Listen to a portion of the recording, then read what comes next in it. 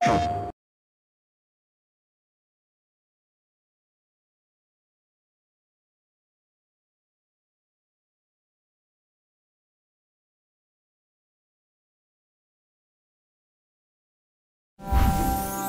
think once people get a chance to play Flower, they're going to be talking about how new and unique and emotional the experience is. I think Flower, as what we call it, is a video game version of a poem. I think asks something different of the player.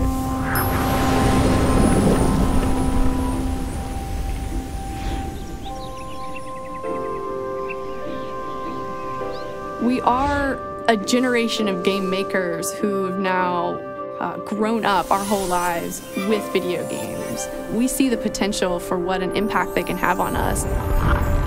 With That Game Company, we start our ideas with an emotion of how we want the player to feel, and then we bring in the engine, the art direction, the music, and everything, and the interaction, what the player's doing in the game together to try and set that tone. The concept of Flower started with Genova Chen, who's the creative director.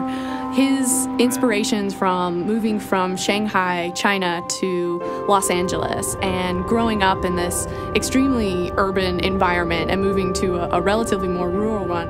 The contrast between the bustle of a city and the serenity of nature. When we start off on a concept, we just make lots and lots of little teeny prototypes of different ideas and different things we could possibly use to try and see if it will work, because it's all experimental at that stage. The current gameplay kind of came from this one bug. All of a sudden, just these petals from the flowers were bouncing through the air. We just got an immediate emotional reaction to it, and so we said that's where we gotta go. The mechanics and the controls of the games draw the player into this experience where they get to soar around beautiful environments and explore things on their own time. It's quite unique and actually a very deep emotional experience. You're presented with an apartment in a city, and on the windowsill is one flower. And when you focus in on that flower, you're taken into this imaginary landscape. You can blow wind and collect flower petals and move through different environments to change the world. The controls are pretty simple. You use the 6-axis controller to tilt and move the swarm, and then every button does the exact same thing. There's this open-endedness to the experience. There's no score, there's no time limit, there's no death. And the tagline for us has been life in balance.